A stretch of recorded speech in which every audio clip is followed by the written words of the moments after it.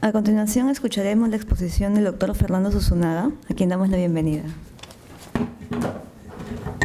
Muy buenos días.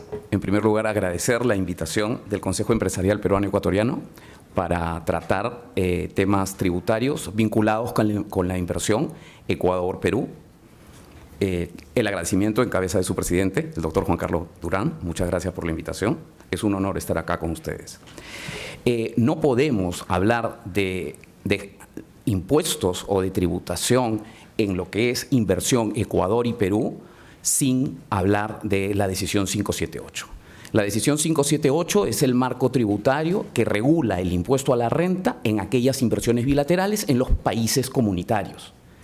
Y al hablar de la decisión 578, como lo decía el doctor Durán al inicio, la 578, al igual que las otras decisiones, son normas autoaplicativas que se incorporan en los respectivos derechos de los países miembros de la comunidad solo con su publicación en la respectiva Gaceta Oficial. Y es cierto que ha habido una época en donde la administración tributaria peruana dudó, cuestionó, negó la aplicación de la 578, tema que fue superado a través de informes que luego fueron aprobados. La 578, y es que el esquema que tenemos de decisiones es un esquema de avanzada desde siempre. Ni siquiera la Comunidad Europea tiene normas que puedan ser autoaplicativas de aplicación directa en materia tributaria. Hay un caso muy conocido en la Unión Europea, que es el del caso Becker, en donde en Alemania resulta que se había acordado en la Comunidad Europea la exención a los intereses por financiamiento. Pero ahí la aplicación no es directa, como lo es a través de las decisiones, sino que se requiere que cada una de las respectivas jurisdicciones aprueben una norma interna para efectos de aplicar esa exención.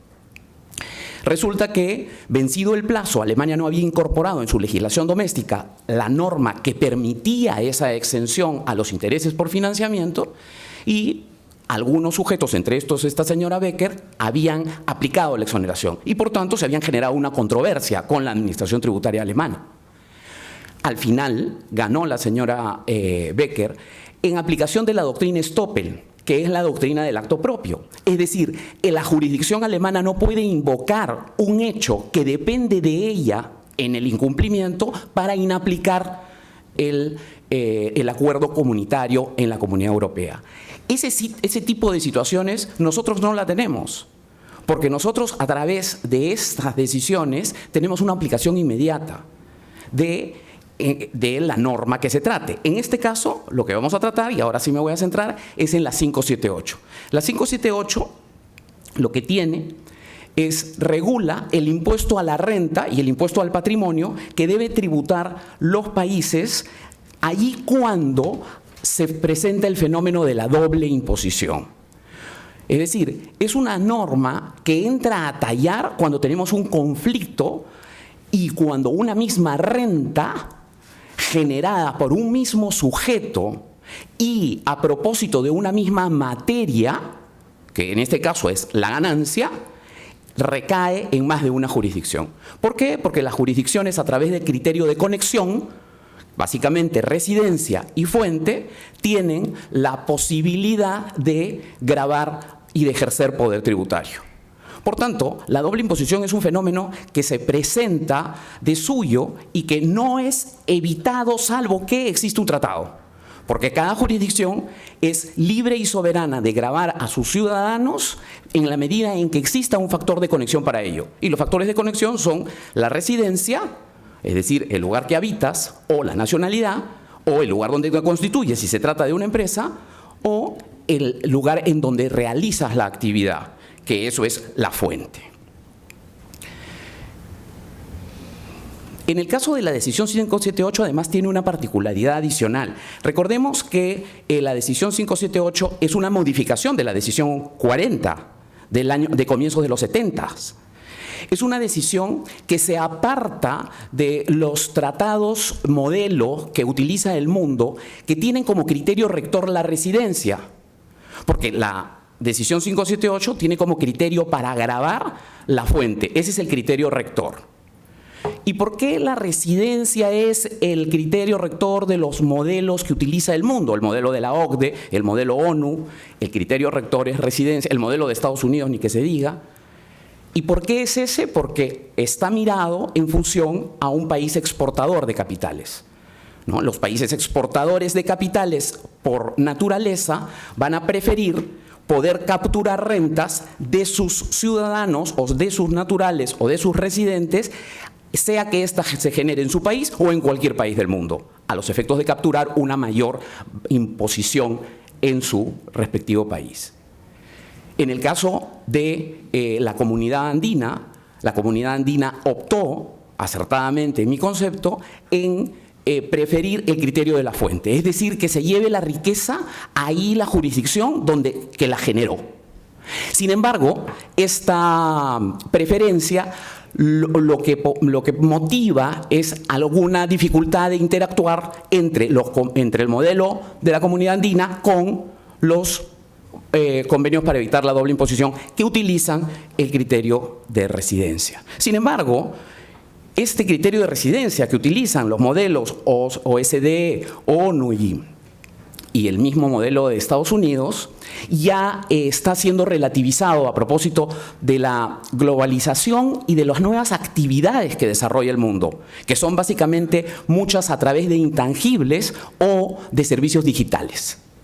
Porque la dificultad y la deslocalización de los intangibles y de los servicios digitales ha abierto o ha hecho que se cambie un poco la tributación, que venga cambiando la tributación, los criterios de conexión también, y han motivado que se generen otros, que ya los modelos OSDE, ONU y el propio de Estados Unidos consideren mucho más a la fuente como posibilidad de tributación.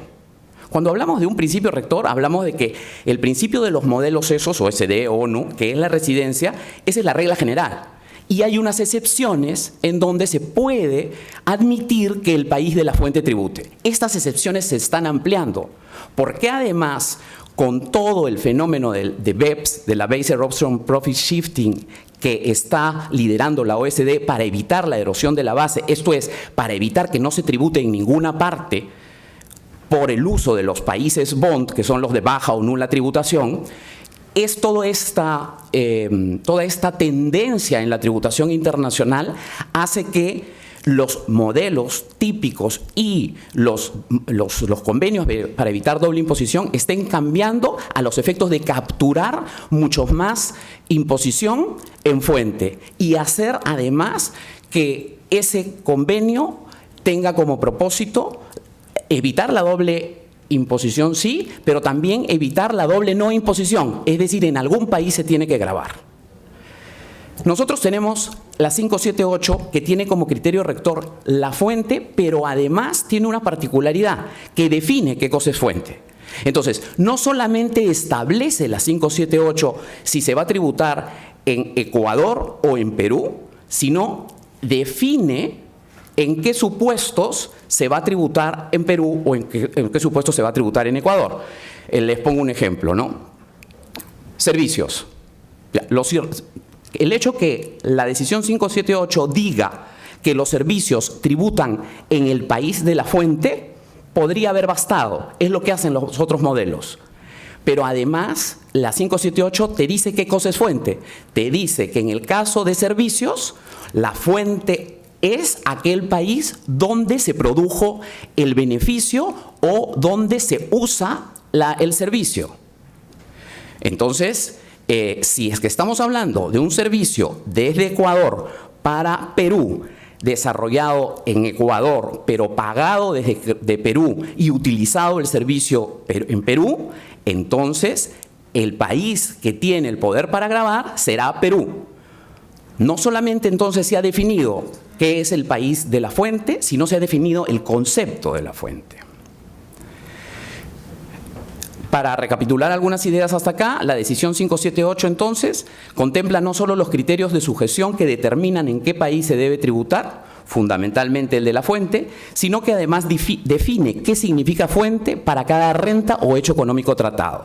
La definición de fuente es una particularidad de la 578 que no se observa en tratados típicos de convenios para evitar la doble imposición, como son los modelos OECD u ONU.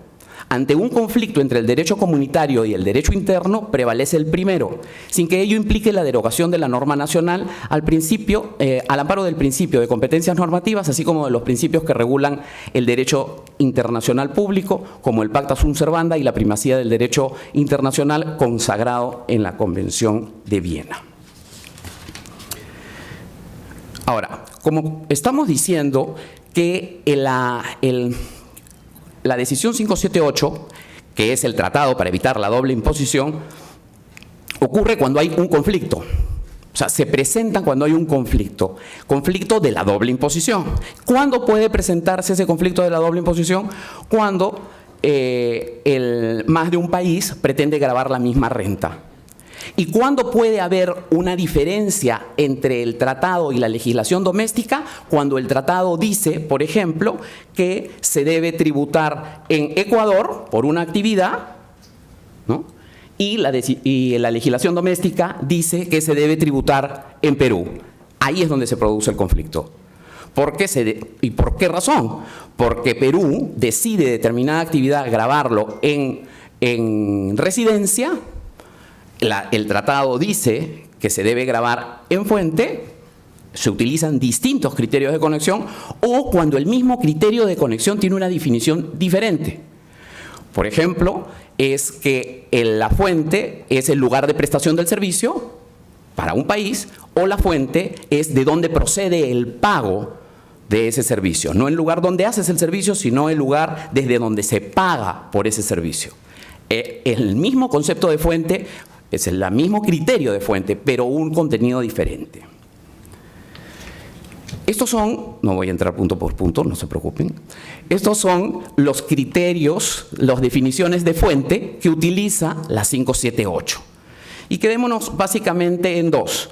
Por ejemplo, beneficios empresariales, lo que te va a decir la 578 es que el país de fuente, es decir, el país que tiene el poder para gravar esa ganancia, es el lugar de realización de actividades. Si estamos ante beneficios empresariales en general, entonces, ¿dónde se tributa? Se tributa en donde se realiza la actividad. Pero de ahí tienes unas normas específicas, por ejemplo, porque el diablo está en el detalle. Prestación de servicios, servicios técnicos, asistencias técnicas. Si esas actividades empresariales son prestación de servicios, servicios técnicos o asistencia técnica, ahí entonces será el lugar de fuente, será aquel en donde se produce el beneficio o se imputa o registra el gasto. Es decir, quien usó el servicio. En el caso ecuatoriano, y esta es la norma ecuatoriana, por ejemplo, tiene una regla general que la prestación de servicios tributa en la fuente. ¿Y cuándo se considera fuente? En el lugar de desarrollo de la actividad. Entonces ahí va a haber una colisión, ¿no? Porque la decisión 578 te dice la fuente es quien paga. Y lo que te está diciendo la legislación doméstica ecuatoriana es la fuente es donde se presta el servicio. Ahí se prefiere la decisión 578. Perú es parecido. Te va a decir que servicio es donde se desarrolla la actividad, pero si se tratan de servicios digitales, asistencia técnica, en esos casos ya la definición de fuente es la utilización de servicio. Ya no es donde se desarrolla el servicio, sino quien utiliza el servicio. Mini casitos que grafican la problemática. Por ejemplo, tenemos el caso de un servicio de outsourcing contable prestado desde Ecuador. Es un outsourcing contable, eso es una teneduría de libros, determinación de impuestos, que se presta desde Ecuador y en Ecuador. Es una actividad para Perú, desarrollada en el exterior y que sigue el criterio general, es decir, que va a tributar en Ecuador, seguramente de acuerdo con las normas ecuatorianas, pero Perú no tiene jurisdicción, porque Perú grava los servicios solamente si son prestados en Perú. salvo que se traten de servicios digitales y asistencia técnica, que no es el caso. Entonces, en este caso, si Perú no graba, no hay problema de doble imposición, ni siquiera aplico la 578. Pero si estamos ante este caso, que ya es una prestación de servicios de soporte técnico, imaginémonos una actividad hotelera, ¿no?, con puntos de hoteles en Cusco, Lima, Chiclayo, y un sistema de reservas de hotel, y que esos servicios de soporte técnico 24 horas está a disposición prestándose desde Ecuador, esto ya califica para Perú como servicio digital.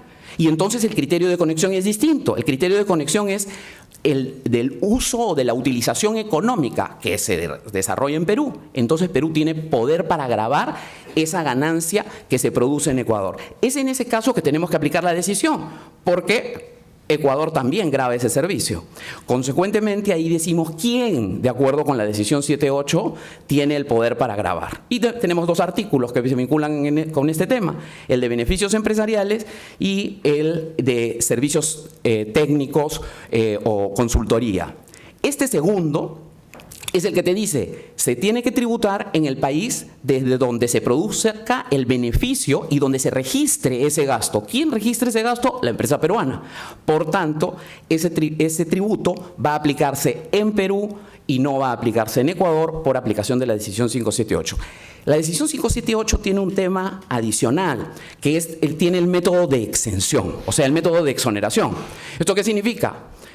Y esto versus el otro método, que es el de crédito. El método de exención lo que significa es que ya en el ejemplo concreto, Ecuador no va a considerar ese ingreso como ingreso gravable. Simplemente no existe para propósitos del impuesto a la renta o del impuesto a las ganancias ecuatoriano.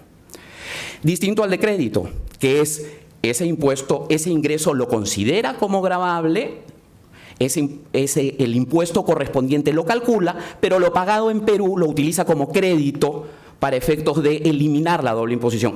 Ese segundo es el que más utilizan los modelos OSD. Pero la 578 es rígida, no te da la opción, es exención. Eso tiene pros y contras. El pro que tiene es que es mucho más simple. No hay un tema de límites de créditos, no hay un tema de en qué momento lo aplico, simplemente no lo considero para el mundo tributario ese ingreso. Pero el problema que tiene, y acá lo vemos en este ejemplito, es el siguiente. Imaginémonos un software, una licencia de uso, una empresa ecuatoriana en favor de una empresa peruana, Perú paga regalías, por tanto se tiene que tributar en Perú, y en aplicación de la decisión 578 coincide que es Perú el país en donde se tributa y no Ecuador. Por tanto, Ecuador lo considera desgravado, es decir, no considera este ingreso. La contrapartida que tiene es que el costo asociado a ese ingreso tampoco puede considerarse para propósitos tributarios.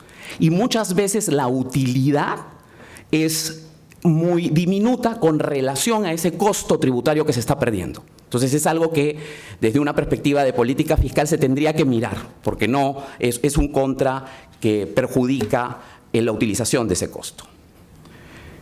En conclusión, a fin de determinar si es aplicable a la 578, primero tenemos que verificar si estamos ante un problema de doble imposición.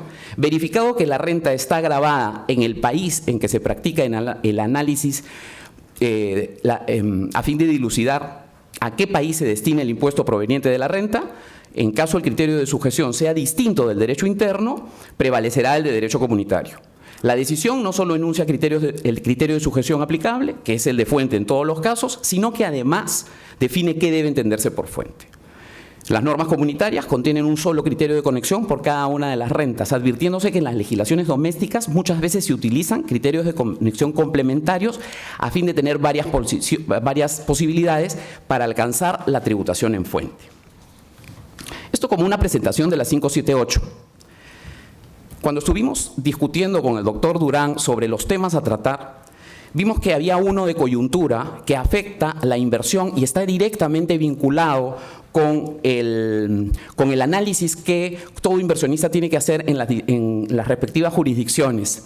Y esto es la entrada en el Perú. En el Perú estamos pasando por la inminente entrada en vigencia de la cláusula antielusiva general o la norma antiabuso, ¿no? Sé que el Código Tributario ecuatoriano, en su artículo 17, tiene una norma que es calificación de los actos que no llega a ser una norma antiabuso, pero es algo más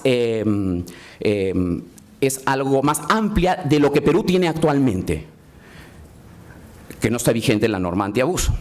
La norma antiabuso peruana, esta que está en su inminente entrada en vigencia, está pasando por un trastorno en su aplicación plena. Básicamente ese trastorno tiene que ver con el inicio de entrada en vigencia, es decir, desde cuándo se va a considerar vigente la antielusiva, y en cuanto a los problemas que han generado las obligaciones que se han impuesto a los representantes, allí cuando, me refiero a gerente general y directores, allí cuando la empresa para la que trabajan sea acotada o sea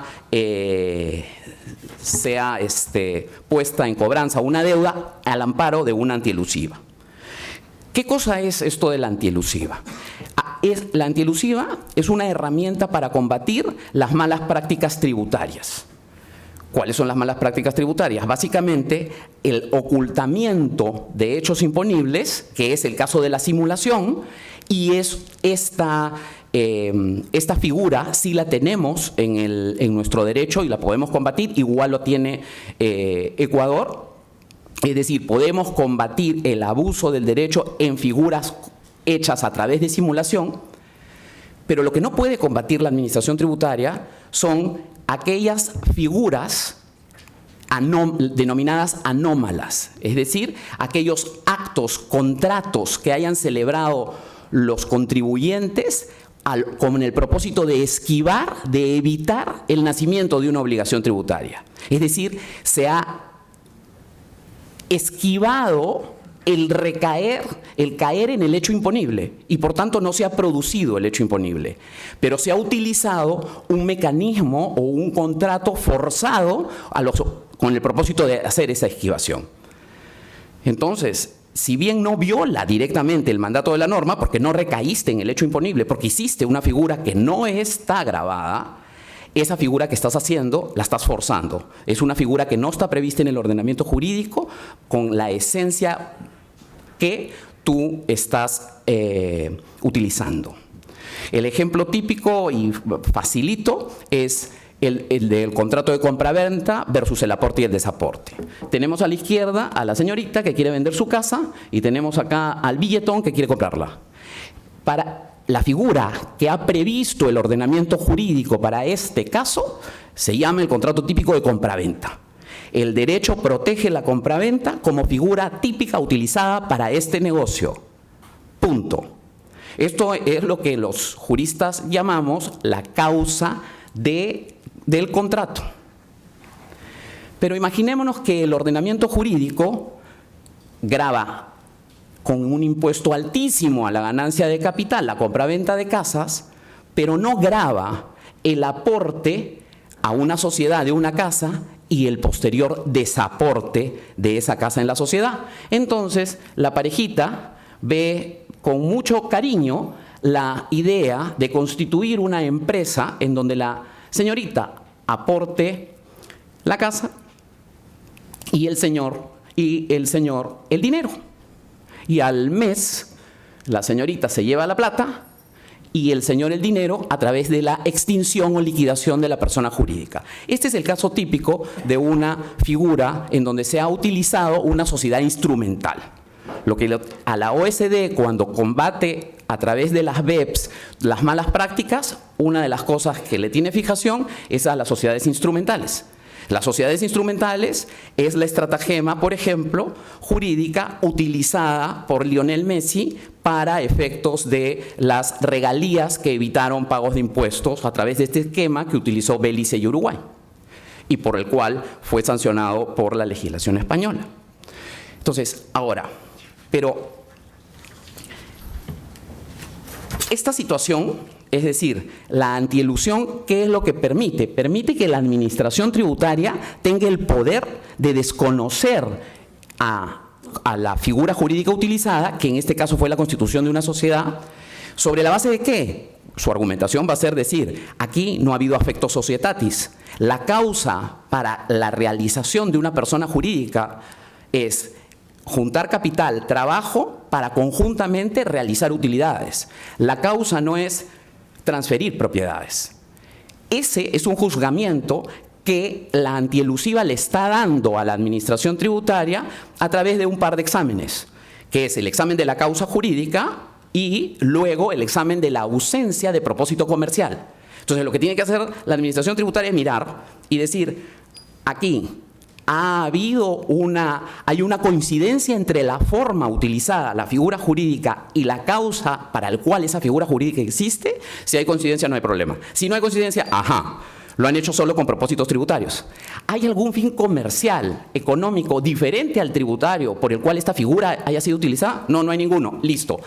Bajo esa lógica y ese examen es que ya la administración tributaria puede acotar. Pero como es una herramienta muy fuerte, porque está a libre albedrío del auditor, es que siempre se exigió o se pidió desde el punto de vista de los inversionistas que tuviera un procedimiento garantista.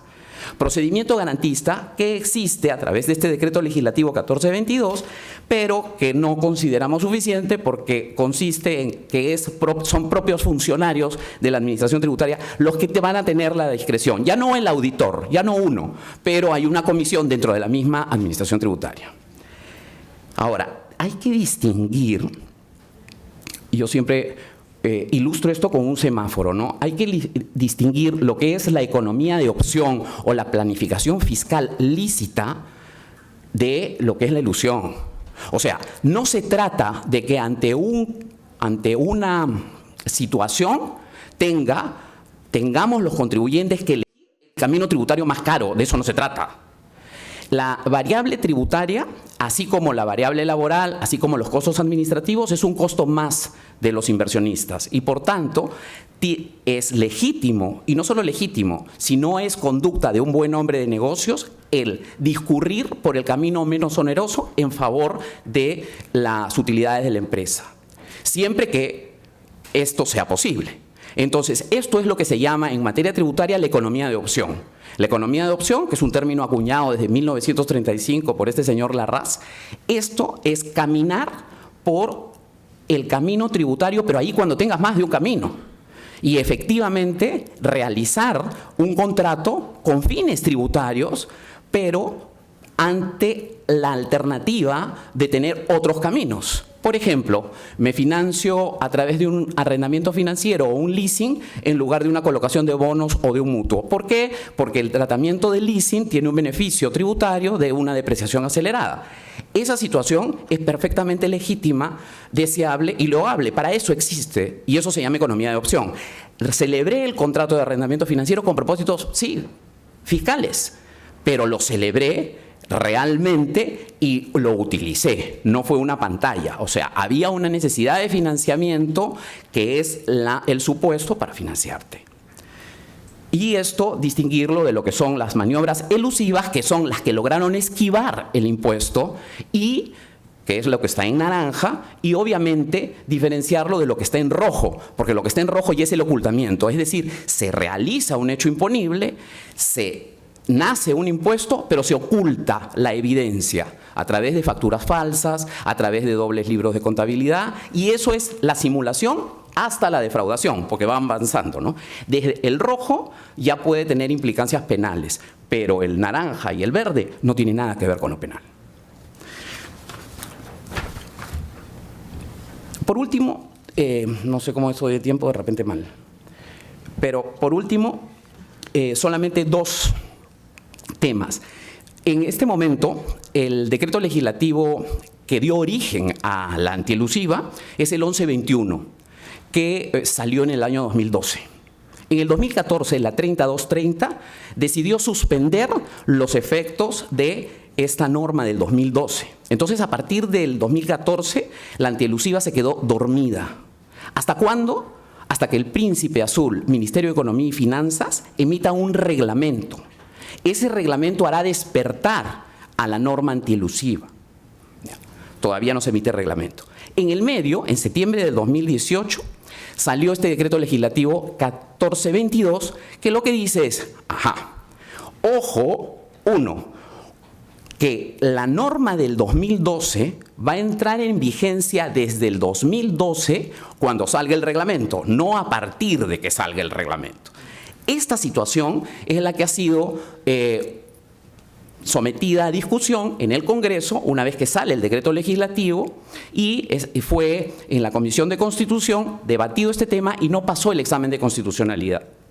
Por tanto, la Comisión de Constitución ha emitido un proyecto de ley que propone derogar esa partecita para decir que la antielusiva del 2012 va a entrar en vigencia respecto de actos, contratos y bla, bla, bla, que se celebren a partir de que entre en vigencia el reglamento, que todavía no sale, y que se dice va a salir días después de que salga esta modificatoria. Y el segundo punto en donde ha habido una oposición de la Comisión de Constitución es en el tema de las obligaciones de representantes. Las obligaciones de representantes que se han impuesto básicamente son tres. Una, se le ha dicho a los directores y gerentes que van a tener responsabilidad solidaria cuando la empresa para la que trabajan sea acotada, o sea notificada con una deuda basada en la antielusiva. Es decir, si la empresa para la que trabajas cometió elusión a decir de la administración, allí cuando llega la notificación de deuda a la empresa, le va a llegar también a los directores, a cada uno y al gerente general, su notificación de deuda, presumiéndose dolo, negligencia grave o abuso de facultades. Lo que viene a ser casi una responsabilidad solidaria cuasi objetiva, porque la carga de la prueba se la ponen al director o al gerente. Actualmente en nuestro sistema, la actuación de responsabilidad solidaria solamente ocurre en caso de dolo, negligencia grave o abuso de facultades probado por la administración. Acá se está invirtiendo esa carga de la prueba. Esto es también lo que se estaría, la Comisión de Constitución ha dicho que no pasa el examen constitucional. Y luego hay dos últimos puntos. La revisión de las planificaciones fiscales. La revisión de las planificaciones fiscales significa que el directorio se le ha impuesto una nueva obligación, que revise las planificaciones fiscales pasadas de los últimos 4 ejercicios para los efectos de ¿qué? De ver si alguna de ellas es agresiva, o sea, si alguna de ellas es elusiva. Y que hasta el 29 de marzo, o sea, mañana, tienen que aprobar la modificación de esos planeamientos fiscales agresivos de los últimos 4 años o ratificarlos en caso hayan sido planeamientos fiscales legítimos por economía de adopción. Esto, la Comisión de Constitución dijo, esto tampoco va, pero ya está a placé, porque mañana es mañana y no hay pleno sino hasta después. Entonces, esta obligación ya va. Y la última es, se impone al directorio la obligación de que las planificaciones fiscales futuras siempre tengan que pasar por un directorio, para involucrarlo en los temas y para poder cobrarle también.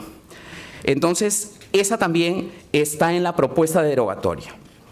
Ahora, solamente para decir, ¿no? Esto, yo tengo una amiga que tiene un dominio que se llama nosoloenelperú.com y pone varias cosas que no solamente pasan en el Perú. Entonces, Colombia tiene su régimen también sancionatorio de levantamiento del velo en caso de aplicación de su norma antiabuso, y Chile también tiene unas sanciones de multa que involucran no solamente a los representantes legales, sino también a los asesores fiscales. Esto último espero no prospere en Perú.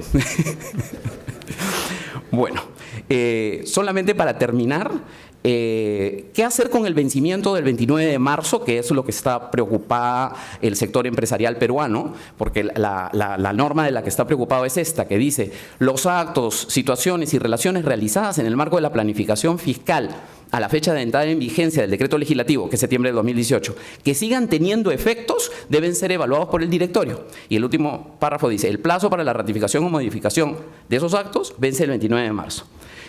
¿Qué hacer? Se tiene que cumplir, ya sea extemporáneamente, porque su cumplimiento extemporáneo no tendría sanción. Entonces, la recomendación sería: ¿cómo se cumple con esta obligación? Se tienen que identificar las operaciones que respondan a las planificaciones fiscales del 2014 a los de 2018. ¿Cuáles? Primero tienes que ubicar el periodo, que sea entre el 2014 y el 2018.